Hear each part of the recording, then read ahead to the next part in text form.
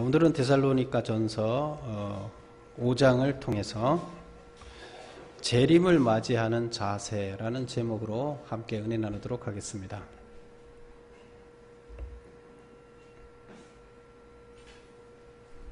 여러분, 맑은 물에 깨끗한 물에 잉크를 한 방울 떨어뜨리면 어떻게 될까요? 이 컵 맑은 물인데요, 여기다 잉크를 한 방울 터뜨리게 되면 까만 잉크를 떨어뜨리면 순식간에 까매집니다. 빨간색을 떨어뜨리면 순식간에 빨개지겠죠. 근데 이 물은 자기가 스스로 빨간색이 되는지를 눈치채지 못하고 있습니다. 여러분, 땅거미가 지고 어둠이 내릴 때 어둠이 오는지 모르게 순식간에 와버립니다. 어느 순간에 오는지 모르게.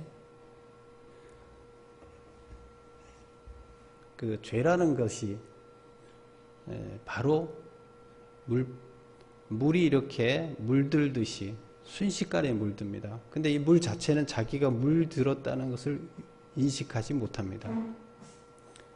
어둠이 순식간에 오는데 우리는 언제 어둠이 왔는지를 인식하지 못하고 오는가 싶었는데 벌써 어두워졌습니다. 우리에게 있어서 빛이 사라지는 이 속도, 맑은 물이 물감으로 물드는 이 속도처럼 죄가 우리한테 찾아왔을 때도 마찬가지입니다.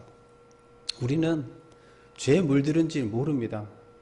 근데 어느 순간에 갑자기 죄에 물들어 버렸습니다. 지나놓고 보면 다 죄에 물들어 있는 겁니다. 우리가 우리 자신을 모르는 사이에 우리는 죄에 물들어 있습니다. 여러분들은 죄로부터 자유로워져 있습니까? 물들어 있지 않습니까?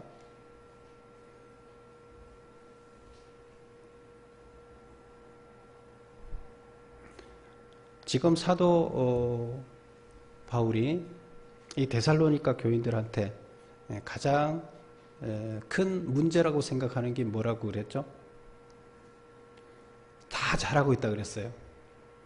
3일밖에, 3번밖에 설교를 안 했는데, 그래서 거기가 잘하고 있을까 해서 고민돼서 디모데를 파송했더니 너무 잘하고 있다는 거예요. 그런데 한 가지 문제가 재림에 대해서, 예수 재림에 대해서 잘못 알고 있더라.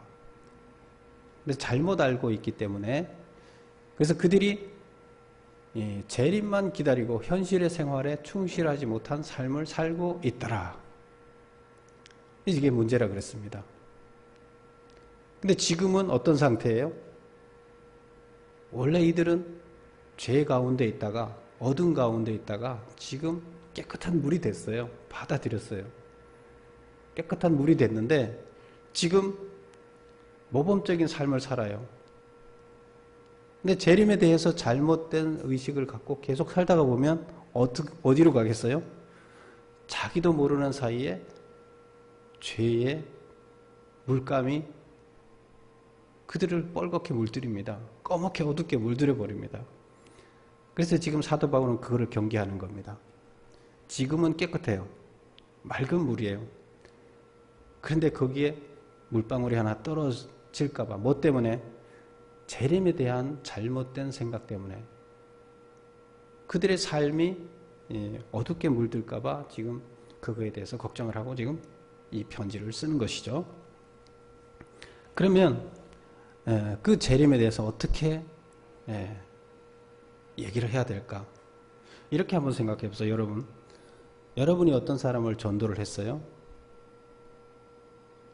하나님을 모르는 사람 한 사람을 전도를 했는데, 근데 그분이 신앙생활을 너무 열심히 하는 거예요.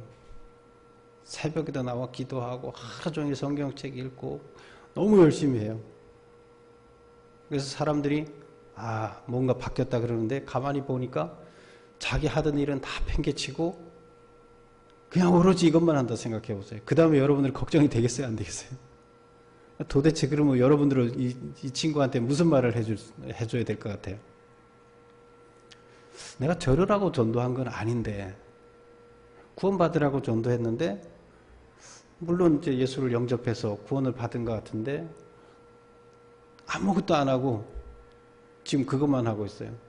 집에서 밥도 해줘야 되고, 뭐 해야 되는데, 그거 안 하고, 오로지 성경 읽고 기도하고, 교회 가고 예배 드리는 것만 열심히 하는 거예요.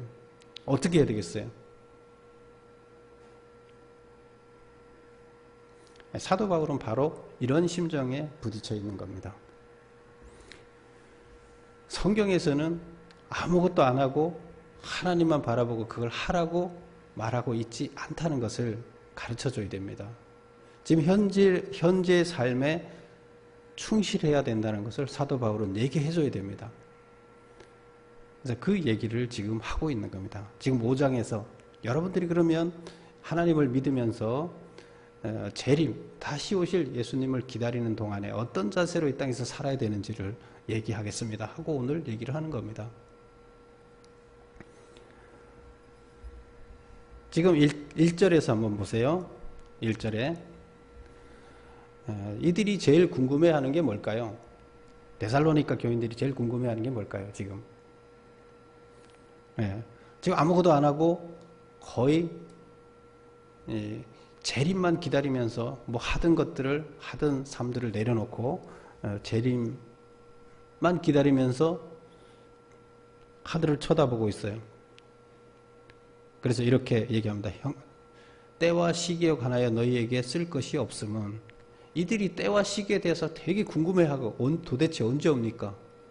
하고 궁금해하고 있다는 거예요. 그래서 쓸 것이 없다. 거기에 대해서는 할 말이 없다. 2절 보면 주의 날이 밤에 도둑같이 이를 줄을 너희 자신이 자세히 알기 때문이라. 여러분들이 잘 알고 있기 때문에 내가 말할 필요가 없다. 이렇게 얼핏 보면 그렇죠. 여기 주의 날이라는 건 재림의 날, 주님이 오시는 날이죠. 근데 밤에 도둑같이 이를 줄을 너희가 잘 알고 있기 때문에 나는 말할 필요가 없다. 근데 그러면 궁금해할까요? 그러니까 이 얘기는 주의 날이 언제 임할지 아무도 알 수 없기 때문에 내가 말할 수 없다, 이런 뜻이에요. 근데 여러분들이 잘 알고 있으면 질문했겠어요? 안 했죠. 그래서 그들이 궁금해하고 있어요. 그런데 궁금해하고 이제 그 시기는 아무도 알 수가 없다. 그래서 내가 얘기해 줄 수 없다, 이렇게 얘기를 합니다. 그러면 주의 날이라는 것은 예수님이 이 땅에 재림하는 날인데 그날에 도대체 무슨 일이 일어날까? 우리 한번 정리를 해볼게요. 죽었던 자들이 잠에서 깨어나서 부활하는 날이다. 우리 앞에서 봤죠, 4장에서. 그 다음에 악에 속한 자는 심판을 받고 멸망에 이르게 된다. 예수님이 재림하는 날은 악에 속한 자들은 심판을 받고 멸망이라는 것은 뭐예요? 이제 더 이상 하나님 나라에 살 자격이 없기 때문에 그들을 한 곳에 몰아서 감옥에 집어넣는 거죠. 그게 멸망이에요. 그것을 우리는 지옥이라고 이렇게 얘기를 하는데, 믿는 자들은 의로운 자죠. 원래 의로운 자가 아니죠. 믿었기 때문에 의로운 자라 인정을 받아서 그래서 구원을 받게 된다. 안 믿는 자들은 심판받고 멸망받아요. 믿는 자들은 구원받아요. 근데 그 전에 무슨 일이 일어난다고요? 죽었던 자들이 잠에서 깨어나서 다 같이 살아서 다 같이 이 평가를 받는 거죠. 그리고 그리스도가 통치하는 하나님 나라가 임하는 날이다. 하나님 나라가 완성되는 날이에요. 그러니까 하나님 나라가 임하는 날이에요.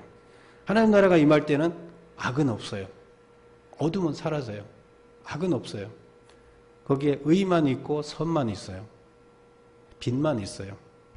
그래서 빛이 아닌 것들은 치워버려야 돼요. 그게 심판이고 멸망입니다. 지금 이게 재림의 날인데, 예수님이 재림하는 시기는 언제라고요? 아무도 모른다. 그리고 해산의 고통이 오는 것처럼 갑자기 이른다. 이렇게 얘기를 했습니다. 예수님께서 재림 시에 심판과 멸망은 누구에게 임하는가? 심판과 멸망은 누구에게 임한다고요? 하나님을 믿지 않는 자, 그래서 어둠의 자식, 그런 사람들을 우리는 이제 어둠의 자식, 밤에 속한 자, 죄인, 이게 다 같은 말이에요. 그 죄에 물들어 있으면 어두운 거죠. 또 마찬가지로 마귀에 속해 있다, 이렇게 볼 수가 있는 거예요. 하나님은 빛이세요. 우리가 하나님에 속해 있으면 어떻게 됩니까? 구원을 받는데 빛의 아들, 낮에 속한 자, 의인, 이렇게 됩니다. 우리가 뭐 완전한 의인이어서 죄를 하나도 안 지어서 의인이 아니에요. 하나님을 믿어서 의롭다함을 받았기 때문에, 믿음으로 의롭다함을 받았기 때문에 의인으로 인정을 받는 거죠. 그래서 우리들은 구원을 받는 거죠. 그래서 멸망받는 자들은 우리는 자고 있는 자다, 이렇게 얘기를 하고요. 구원받는 자, 믿는 자들은 깨어 있는 자다, 이렇게 얘기합니다. 그럼 뭐에서 잠자고 뭐가 깨어 있다는 거예요? 차이가 뭘까요? 그들은 죄인이고 우리는 죄인이 아닌 걸로 인정을 받죠. 의인으로 받고 그들은 죄인이고. 그리고 깨어 있다는 것은 뭐에 깨어 있다는 것이냐? 말씀에 깨어 있다는 거예요. 말씀이 우리를 지배하고 있기 때문에 우리는 깨어 있는 거예요. 빛의 아들이 되려면 어떻게 해야 되느냐? 우리가 빛의 아들이 되려고 그러면 어둠이 우리한테 들어오지 못하게 막아야 되겠죠. 방어를 해야 되겠죠. 어둠이 안 들어오게 지켜야 돼요. 어둠이 오게 되면 빛의 자녀가 될 수 없기 때문에 어둠이 오는 걸 우리는 지키고 있어야 돼요. 그 어둠은 다시 말하면 마귀고 죄입니다. 그래서 거기 자지 말고 이렇게 써야 되는데 저지 말고 오타인데요. 자지 말고 오직 깨어 정신을 차려야 한다. 말씀의 지배를 받지 않으면 우리는 영적인 어둠에 거하게 됩니다. 말씀은 빛이세요. 하나님이세요. 그래서 말씀이 우리한테 들어오면 우리는 빛이 되는 거예요. 밝음이 되는 거예요. 근데 그 말씀이 우리 안에 없으면 하나님이 계시지 않기 때문에 여기는 어둠이에요. 그래서 우리는 정신 차리고 깨어 있어야 된다. 이 얘기는 말씀의 지배를 받아야 된다. 이제 이런 얘기고요. 그러면 말씀의 지배를 받는데 어둠이 이제 우리한테 들어오지 못하게 방어를 하려면 어떻게 해야 되느냐? 성도 각자들은 빛이 못 들어오게 방패를 다 쳐야 돼요. 방어를 해야 돼요. 빛이 어둠이 못 들어오게 방어를 해야 되는데 이 방어를 어떻게 하느냐? 호신경을 붙이고 구원의 투구를 쓰라, 이렇게 말하고 있어요. 8절에 보면 우리 8절을 한번 볼게요. 우리는 낮에 속하였으니 정신을 차리고 믿음과 사랑에 호신경을 붙이고 구원의 소망에 투구를 쓰자. 믿음과 사랑의 호신경. 호신경이라는 건 뭐죠? 보호한다는 호자에다가 심장. 심장을 보호하는 경이라는 것은 동으로 된 쇠판이에요. 동판. 그래서 갑옷에다가 동으로 된 판을 딱 해서, 심장이 제일 중요하잖아요. 심장에다가 화살이 들어가지 못하게 딱 붙이는 거예요. 이것이 뭐예요? 호신경이에요. 그래서 심장을 보호하는 그 동판을 갑옷에다가 붙이는 거예요. 호신경을 붙이라는 거예요. 근데 호신경을 붙이는데 마귀가 우리한테 지금 들어오려고 그래요. 어둠이 들어오려고 그래요. 그럼 이걸 막아야 돼. 화살처럼 들어오는데 이걸 막아야 돼요. 뭘로 막느냐? 이 호신경이 우리는 구리의 호신경이 아니라 믿음과 사랑으로 된 호신경이에요. 믿음과 사랑으로 된 호신경. 왜 그럴까요? 마귀는 화살이 아니죠. 물질이 아니죠. 마귀는 영이에요. 근데 바로 마귀가 들어오지 못하게 하는 것은 믿음과 사랑이 있으면 마귀는 거기를 뚫지를 못하는 거예요. 서로 헐뜯는 곳에는 마귀가 바로 들어옵니다. 미워하는 곳에는 바로 들어오지만 사랑하는 곳에는 마귀는 거기에 들어올 수가 없어요. 믿음, 하나님에 대한 확고한 믿음이 있는 곳에는 마귀가 들어올 수가 없어요. 그래서 뭘로 방패를 삼느냐? 믿음과 사랑. 흙으로 방패를 삼아라. 믿음과 사랑의 마음을 갖는다 그러면 마귀는 이 안에 들어올 수가 없다는 거예요. 어둠은 들어올 수가 없어요. 그래서 빛의 자녀가 되는 거예요. 그 다음에 우리 몸에서 또 중요한 게 어디 있어요? 우리가 사망 선고를 할 때 제일 먼저 뭐가 죽으면 사망이에요? 심장이 멈추면 사망이에요. 또 뭐 법학에서 그래요.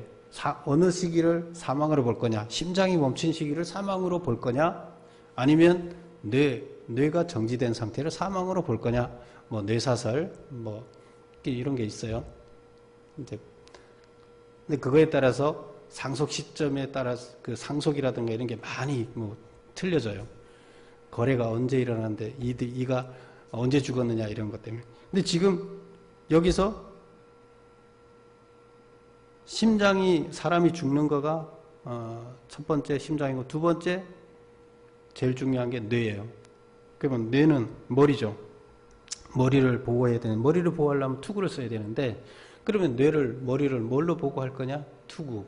투구는 어떤 투구를 써야 되느냐 하면, 마귀를 막기 위한 투구는 소망이라는 투구를 써야 돼요. 근데 소망인데 어떤 소망이냐? 우리는 재림의 날 구원된다는 확신의 소망이에요. 구원에 대한 확신의 소망을 갖고 있으면, 그걸 갖고 있으면 마귀는 그걸 깨트리지를 못하는 거예요. 그래서 우리가 구원에 대한 어떤 확신이 없으면, 뭐 앞으로 어떻게 될지 모르면 다른 데서 더 좋은 데가 있다 그러면 그러면 그걸로 가야지 끌려가잖아요. 내가 어떤 집을 살려고 그러는데, 살 집을 살려고 그러는데, 이 집을 살려고 계약하려고 그랬는데 다른 집이 더 좋다고 누가 얘기를 해서 이게 여기에 대한 확신이 안 서요. 마음에 딱 와서 이게 꼭 사야 됐다는 생각이 안 드니까 다른 데 또 가보게 되는 거예요. 우리가 하나님의 나라에 대한, 구원에 대한 확실한 소망이, 나는 반드시 거기를 가야 된다. 그리고 나는 구원받을 수 있다 하는 확신이 최고 좋은 곳에 나는 간다는 확신이 들면 다른 게 와서 더 좋은 데가 있다 얘기해도 흔들리지 않는다는 겁니다. 그래서 우리는 구원에 대한, 제일 중요한 게 구원이잖아요. 구원에 대한 확신, 소망을 갖고 있어야 된다. 그것이 뭐다? 머리라는 거 뭐예요? 우리의 생각이에요. 우리의 생각이 그쪽으로 딱 정해져 있어야 된다.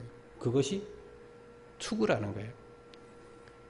그래서 우리는 믿음, 사랑, 소망으로 방패를 해야 돼요. 우리 각자가 개인은 어둠을 물리치려면, 마귀를 물리치려면 어떻게 된다? 믿음, 소망, 사랑이 우리 안에 꽉 차 있어야 된다. 이런 얘기가 되는 겁니다. 근데 우리 개인은 그런데 11절을 한번 볼게요. 11절 보면, 그러므로 피차 권면하고 서로 덕을 세우기를 너희가 하는 것 같이 하라. 서로 피차, 서로 간에 이런 뜻이죠. 권면하고, 서로 권면하라는 것은 서로 잘 될 수 있게끔, 상대방이 내 옆에 있는 사람이 뭘 잊어버리고 잘 안 하면 내가 가르쳐줘서 하게 하고, 잘못된 길을 가게 되면 거기 가면 빠지면 다시 나오지 못해. 그래 알려주고, 서로가 자기는 모르더라도 옆에서 보면 지켜보면 알 수 있잖아요. 이제 그런 것을 서로가 나누라는 거예요. 권면하고 서로 덕을 세우고, 서로 돕잖아요. 덕을 세운다는 건 희생하는 거예요. 서로 돕는 거예요. 그렇게 해서 이것은 연대하라는 거예요. 연대.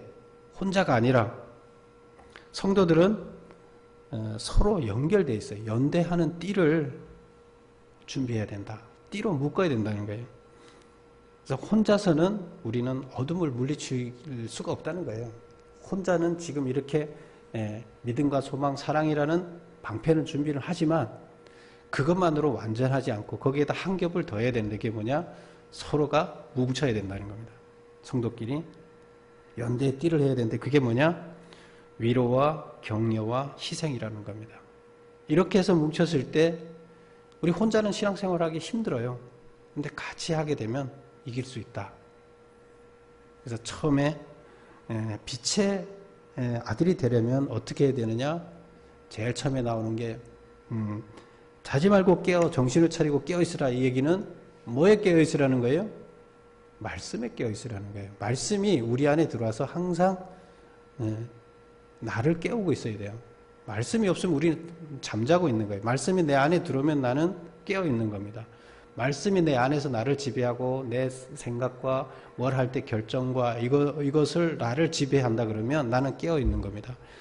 말씀이 나를 지배하게 해야 돼요. 그 다음에 믿음과 소망과 사랑이라는 방패를 하고 있으면 내 마음과 내 머리에서 믿음, 소망, 사랑을 갖고 있으면 마귀들이 거기에 함부로 침투하지 못한다. 어둠이 침투하지 못한다는 겁니다. 그리고 또 그래도 혼자는 쓰러지기 쉽기 때문에 연대해서 공동체 생활을 하면서 어둠을 밀어내야 된다. 악을 밀어내고 마귀를 몰아내야 됐다. 이렇게 해야만 우리는 빛의 자녀로 계속 남아있을 수 있다. 안 그러면 어떻게 돼요? 물감이 이 컵에 떨어지는 걸 막아야 되는데 그걸 막지 못한다는 겁니다. 그러면 지금은 깨끗한 물이지만 여러분들이 어느 순간에 이렇게 물들지 모른다는 거예요. 잘못된 종말론을 갖고 있으면 어느 순간에 물방울이 떨어진다는 거예요. 근데 지금 빨리 방어하라는 거예요. 그거를. 뭘로? 말씀을 바로 알아서 그걸 방어해라. 믿음, 소망, 사랑으로 방어해라. 서로가 서로를 도와주면서 방어해라. 이겁니다. 그렇게 해서 어디를 보나 하면 23절을 한번 볼까요? 23절 다 같이 한번 읽어볼게요. 23절 시작. 평강의 하나님이 친히 너희를 온전히 거룩하게 하시고 또 너희의 온 영과 혼과 몸이 우리 주 예수 그리스도께서 강림하실 때 흠없게 보존되기를 원하노라. 예, 흠없게 보존되기를 원하는데 뭐가? 영과 혼과 몸이 예수님이 다시 재림하는 그날까지 온전하게 보존되기를 바란다.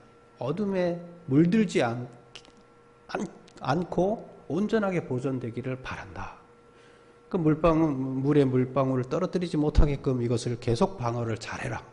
그렇지 않으면 온전하게 보존될 수가 없다. 여러분들은 지금 막 하나님을 믿기 시작했는데 안 그러면 다시 돌아간다는 거예요. 원점으로. 뭐 때문에?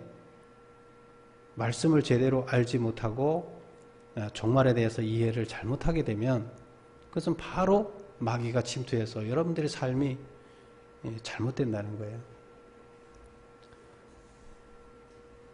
그러면서 이제 12절부터 쭉 지금 우리가 23절을 읽었잖아요. 22절까지 자세하게 지금 빛의 아들 어떻게 살아야 되는지 재림을 맞이하는 자세를 어떻게 취해야 되는지를 다시 한번 자세하게 얘기를 합니다. 방어하는 방법을 가르쳐줬죠. 그런데 우리는 이제 어떤 자세로 그러면 이 땅에서 살아야 되느냐 그것을 자세하게 다시 설명하고 있습니다. 성도들이 재림을 맞이하는 자세 어떻게 해야 되느냐 이제 몇 가지로 나눠놨습니다. 먼저 교회 지도자들을 향한 자세 12절 13절에서는 교회 지도자들을 향해서 교회 지도자들이라는 것은 목사도 될 수 있지만 꼭 목사만을 얘기하는 거 아니에요. 어떤 공동체에서 리더자가 될 수도 있고 이제 그런 거예요. 근데 항상 리더자한테는 뭐가 있어요? 위험 요소가 항상 많습니다. 마귀는 어둠은 먼저 리더자를 공격합니다. 그래서 서로가 리더자를 도와줘야 됩니다. 리더자가 공격에 쓰러지지 않게. 전쟁에 나갔을 때 여러분들 먼저 장군을 죽이잖아요. 장군을 죽이면 오합지졸에 대해서 결국 이기는 거예요. 그래서 항상 리더자를 공격을 먼저 합니다. 그래서 맨 앞에다 얘기를 하는 겁니다. 성도들을 위해 수고하고 다스리고 권하는 일을 하는 교회 지도자들을 귀하게 여기고 진심으로 사랑하며 그들과 화목하라. 그래서 리더자들과 일단 등을 지면 안 돼요. 그래서 일단 마음속에서 그 일을 하는 것에 대해서 귀하게 여기고 진심으로 사랑하며 화목하라. 이런 마음이 있었을 때 하나로 결합될 수가 있는 거죠. 하나로 끈으로 뭉쳐지게 되는 거지. 그렇지 않으면 안 된다는 거죠. 그 다음에 성도들 간에 그러면 같은 성도들 간에 어떻게 해야 되느냐. 첫 번째가 14절, 15절에서 얘기하는데 게으른 자들을 권계하며 이렇게 써놨습니다. 근데 사실 이거는 번역에 이제 우리가 개역 개정에서 지금 이게 오차가 되면서 이렇게 번역했는데 그전에는 또 이렇게 번역이 안 돼 있고요. 다른 데도 이렇게 안 돼 있는데 이게 조금 번역이 조금 문제가 있습니다. 근데 이게 무슨 뜻이었나 하면 제가 거기다 써놨는데 아닥토스 이런 건데 헬라어에서는 이거를 원래 이게 헬라어로 써져 있죠. 근데 무책임하다는 의미로서 그릇된 재림관으로 인해 현실 생활에 충실하지 아니한 자라는 뜻이에요. 그래서 제어가 되지 않는다 이런 의미로 쓰인 거예요. 이 사람들은 뭘로도 제어할 수 없는 자다. 자기들이 자기 나름대로 확신을 갖고 이 사회생활을 이렇게 해야 되는데 그걸 하라고 그러니까 안 해요. 제어가 안 돼요. 그래서 그 용어를 썼는데 이제 이것을 그러니까 현실에 충실하지 못하다 이러니까 그거를 해석을 게으르다 이제 이렇게 했는데 그러면 잘 말이 안 맞죠. 근데 여기서는 재림에 대해서 잘못 인식하고 현실 생활에 충실하지 않는 거예요. 근데 이거는 그냥 게으른 거하고 게으른 사람하고 틀린 거예요. 그래서 여기서는 이렇게 게으르다고 했는데 사실은 잘못된 신앙관을 가지고 현실에 충실하지 않는 것을 이렇게 표현했다. 그래서 이런 자들을 어떻게 해야 된다? 제일 먼저 이런 자들을 뭘 해야 된다? 권계하라. 권계하라는 건 뭐예요? 서로가 권면하라, 훈계하라 그런 뜻이죠. 그래서 거기서부터 벗어나게 해라. 그 현실 생활에 충실하도록 만들어야 된다. 이제 이 얘기예요. 그게 제일 첫 번째 얘기를 하는 거예요. 그 다음에 마음이 약한 자를 격려하며 여기서 마음이 약하다는 얘기는 그 다음에 있는 힘이 없는 자를 붙들어주며 이거하고 좀 틀리죠. 마음이 약한 자는 힘이 없는 자하고 틀려요. 그래서 그 뒤에다가 제가 해석해놨는데 환난과 박해를 이겨내지 못하고 상심하거나 의기소침해진 자 무슨 어려움이 오거나 이런 게 오면 거기에 부딪혀서 쓰러지는 거예요. 그래서 무슨 일이 있으면 바로 쓰러지는 그래서 마음이 약한 자예요. 그것을 뚫어낼 과감한 게 없고 소심해서 무슨 일이 닥치면 쓰러질 것 같은 이런 사람들을 격려를 해서 그 마음에 뭐예요? 그런 것을 이기고 나갈 수 있는 마음을 이렇게 끌어올려줘야 되죠.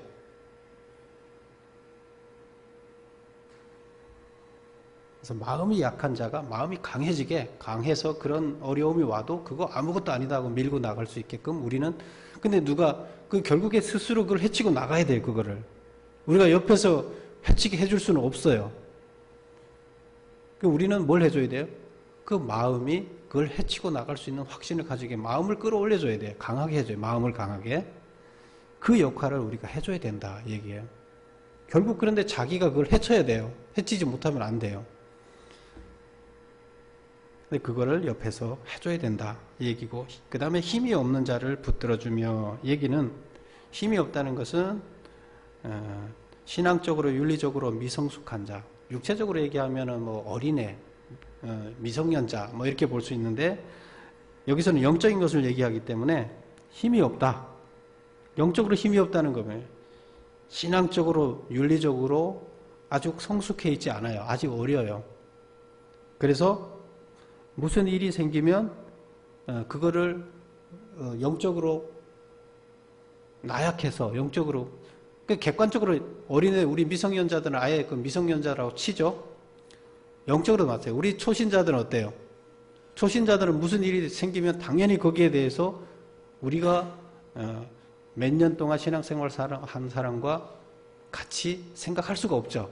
그럼 우리는 그런 당연하게 느끼고 그것을 도와줘야 돼요. 옆에서. 이것을 어떻게 힘이 없는 자들을 붙들어줘라. 도와주라는 거예요. 그 다음에 모든 사람에게 오래 참으며, 하나님은 오래 참아서 우리를 다 구원하기 위해서 오래 참으십니다.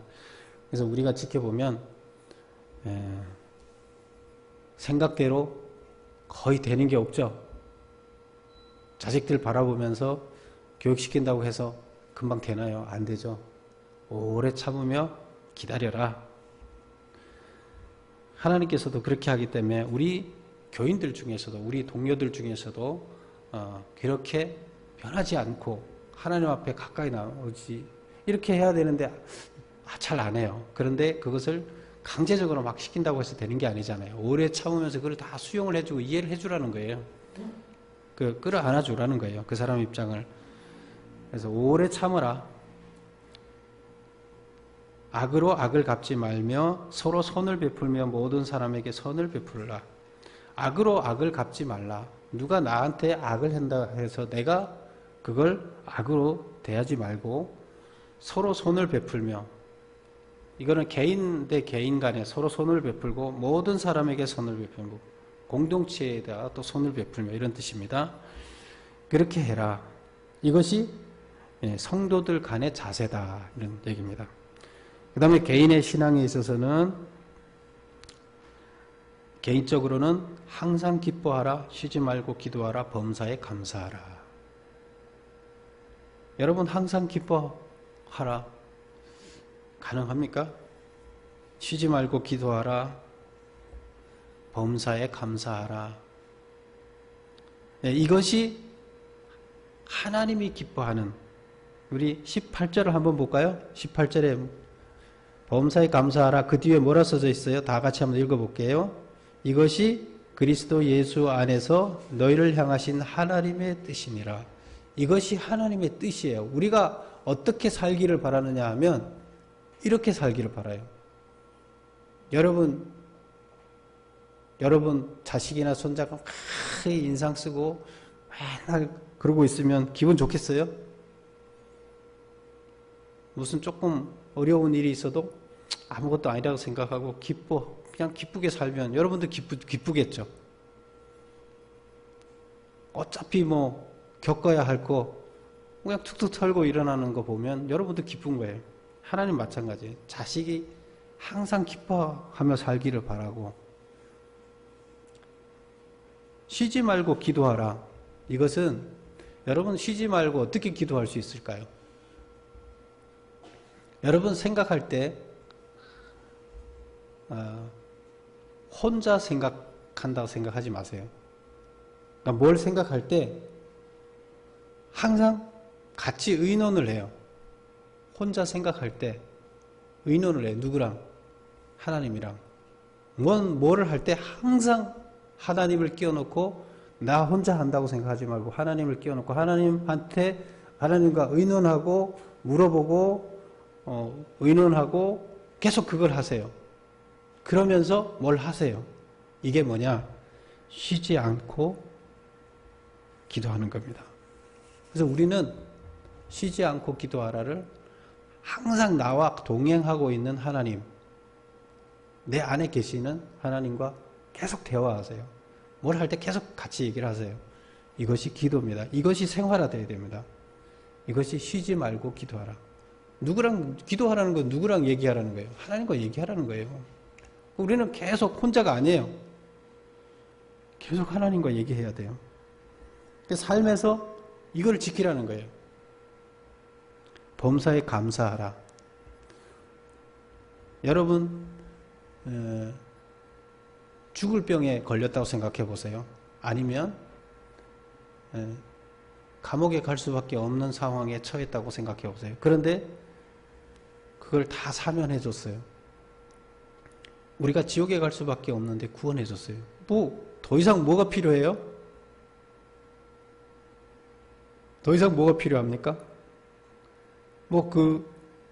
다른 거 다 없어도 교도소에서 평생 콩과 먹으면서 살지 않게끔 자유롭게 해주면 그거 생각하면 그 이상 감사할 게 뭐가 있어요? 뭘 하든 무슨 상관이에요? 그런 감사를 항상 하라는 거예요. 누구한테? 하나님한테 항상 그런 감사하는 마음을 가지고 하나님과 계속 대화하라. 그리고 모든 일들은 결국 하나님이 동행하고 하나님이 인도하시기 때문에 결론은 지금 나한테 닥쳐진 어떤 어려움이든 어떤 힘든 일이든 그것은 다 나를 훈련시키고 나한테 다 덕이 되는 일이다. 나한테 아주 좋은 것이다. 더 좋은 것으로 주기 위한 훈련 과정이다. 이렇게 생각하면 그냥 그거를 기쁨으로 감당하라는 거예요. 내 앞에 닥쳐진 어떤 어려움도. 그래서 항상 기뻐하고 항상 하나님과 대화하고 하나님한테 항상 감사하는 마음을 가지고 그냥 하나님과 동행하면서 살아라. 이것이 뭐예요? 우리 개인이 삶의 자세예요. 그리고 영적으로는 이렇게 얘기를 하고 있습니다. 성령을 소멸하지 말며, 성령을 소멸하지 말라는 것은 성령의 불이 우리 안에 켜져 있게 하라는 겁니다. 우리 구약에서 보면 성령의 불, 우리 봤었죠? 성령의 불이 이 안에 항상 켜져 있게 하라. 이것은 뭐예요? 성령의 불이 켜져 있다는 것은 하나님으로부터 하나님이 주시는 그 하나님의 음성, 메시지가 내 안에 항상 머무르는 거예요. 하나님의 영이 내 안에서 나한테 계속 얘기하는 거예요. 그거를 끄면 안 된다는 거예요. 불을 안 끄기 위해서는 어떻게 해야 됩니까? 기름을 준비해야 되죠. 좋은 기름을 준비해야 되죠. 성령이 오실 수 있는 그 기름을 준비해야 되는데 그 기름은 우리 안에 깨끗한 거예요. 우리가 깨끗해져야 되는 거예요. 그랬을 때 불은 꺼지지 않습니다. 그 다음에 예언을 멸시하지 말라. 예언이라는 것은 말씀입니다. 하나님의 말씀을 멸시하지 말라는 거예요. 그 다음에 범사에 헤아려 좋은 것을 취하고, 좋은 것이라는 것은 옳은 것을 취하라는 얘기고요. 악은 어떤 모양이도 버려라. 우리가 살다 보면 눈 잠깐만 감으면 모든 것이 좋아진다고 생각하는 경우가 많습니다. 그게 뭐냐면 바로 물감을 한 방울 떨어뜨리는 겁니다. 잠깐만 눈 감으면 되는데 이게 악이에요. 이게 어둠이에요. 근데 이게 나한테 들어오는 것을 막아야 되는데 잠깐 눈 감으면 다 이미 벌어진 거예요. 그래서 악은 어떤 모양이라도 잠깐 눈 감으면 괜찮겠거니 하면 안 된다는 거예요. 어떤 모양이라 악이라 어떤 손해를 보더라도 악은 내가 행하면 안 되겠다 하고 결단을 해야 된다. 그래야 막을 수가 있다는 겁니다. 그 순간을 깨워서 막지 못한다 그러면 우리는 어떻게 되느냐? 그냥 물들어 버립니다. 악으로 물들어 버립니다. 그래서 사도 바울이 가장 염려하는 것은 지금 뭐죠? 사도 바울이 가장 염려하는 것은 지금 여러분들은 깨끗한 물입니다. 그런데 하나님의 말씀을 바로 알지 못하고 잘못된 신앙생활을 하다 보면 여러분들은 어느 순간에 어둠이 검은 물방울이 이 안에 떨어지게 되고 여러분들이 어둠으로 덮이게 될 것입니다. 빛이어야 되는데 깜깜해질 겁니다. 그러면 여러분은 구원받지 못합니다. 멸망하는 자가 됩니다. 그렇지 않기 위해서는 여러분들은 재림에 대해서 주님의 날에 대해서 올바로 이해하시고 방어막을 쳐야 됩니다. 방어를 해야 됩니다. 어둠이 들어오지 못하게, 죄가 들어오지 못하게 방어를 해야 됩니다. 이 얘기를 하고 있습니다. 뒤에 시를 보겠습니다. 맨 뒷장을 보시면 오늘 말씀으로 시를 지어봤습니다. 어둠은 등불을 준비하자 이런 뜻이고요. 어둠은 빛이 사라지는 순간에 우리의 심장에 방아쇠를 당긴다. 그러니 믿음과 사랑으로 된 방패를 준비하자. 밤은 낮이 사라지는 순간에 우리의 뇌를 파괴한다. 그러니 구원을 소망하는 투구를 쓰자. 늑대는 양들이 무리에서 떨어지는 순간에 양들을 사냥한다. 그러니 위로와 격려와 희생의 삼색줄로 우리를 묶자. 땅거미는 아무도 눈치채지 못하는 순간에 빛을 먹어치운다. 그러니 말씀의 등불을 준비하자. 여러분께서는 다 말씀의 등불을 준비하시고 어둠이 들어오는 것을 방어하는 여러분이 되시기를 축원합니다.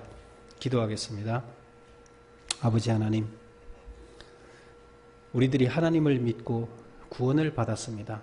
그러나 우리가 하나님의 날에 대해서 잘못 생각한다면 결국 우리들의 삶의 방향이 틀려지게 되는 거고, 우리들의 삶이 잘못되는 그곳에는 바로 어둠이 깃들 것입니다. 우리도 모르는 순간에 어둠이 깃들어 그 어둠은 결국 마귀로서 우리들을 멸망의 길로 인도할 것입니다.